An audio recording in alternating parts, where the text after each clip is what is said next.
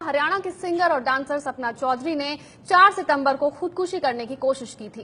सपना अभी भी अस्पताल में है। अस्पताल में उन्होंने एबीपी न्यूज से बात करते हुए कहा कि उन्हें खुदकुशी के लिए मजबूर करने वाले सतपाल तंवर पर कोई कार्रवाई नहीं की गई।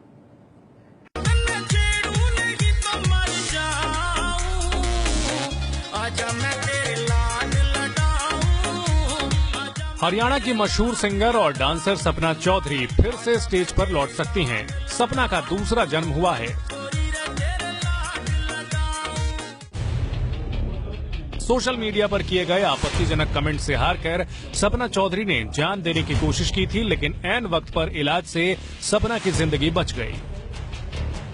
सोशल मीडिया के थ्रू एक लड़की को इस तरह से बदनाम करना, इस तरह से टॉर्चर करना, इस तरह से अब्यूज लैंग्वेज उसके खिलाफ यूज करना, अगर हम किसी को नहीं जानते और उसके लिए हम ऐसे कमेंट्स पास करते हैं तो वो गलत है। उसी की वजह से डिप्रेशन में आके मैंने ये कदम उठाया। और फूट डाले सपना चौधरी ने 17 फरवरी को गुड़गांव के शो में एक गाना गाया था। गाने से नाराज सतपाल तंवर ने सपना के खिलाफ केस दर्ज कराया था।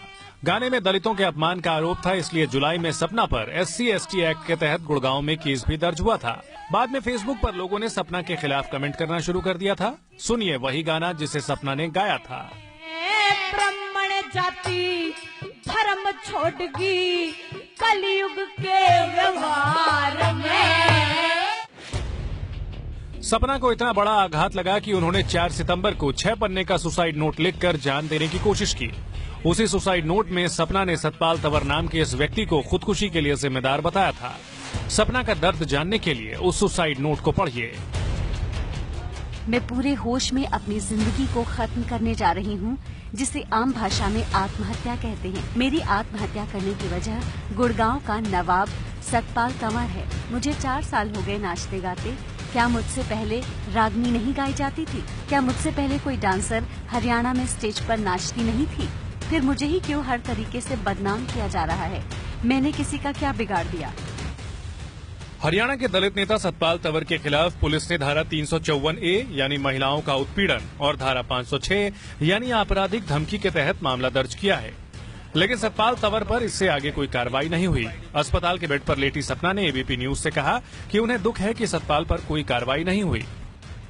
मैंने अपनी जिंदगी को खुद खत्म करने की कोशिश इसीलिए की कि जिसकी वजह से मैं ये कदम उठा रही हूँ उसको सजा मिले, लेकिन अभी उसके खिलाफ कोई कार्रवाई नहीं की जा रही। सतपाल तंवर का भी पक्ष आ चुका है। सतपाल ने सपना के आरोपों को अपने खिलाफ साजिश बताया। सपना पर अभद्र कमेंट से भी सतपाल ने इनकार किया। इसके लिए कोई सबूत नहीं है। ये लोगों का प्यार पाने के लिए, कानून व्यवस्था खराब करने के लिए ऐसा कदम उठा रही है। मेरी फेसबुक आईडी खंगाल के देखी जा सकती है कि कहीं भी कोई भी अभद्र भाषा का प्रयोग नहीं किया गया है।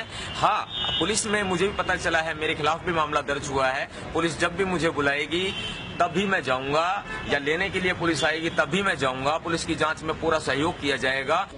एबीपी न्यूज से बात करते हुए सपना ने पीएम मोदी का बेटी बचाओ बेटी पढ़ाओ का नारा याद किया।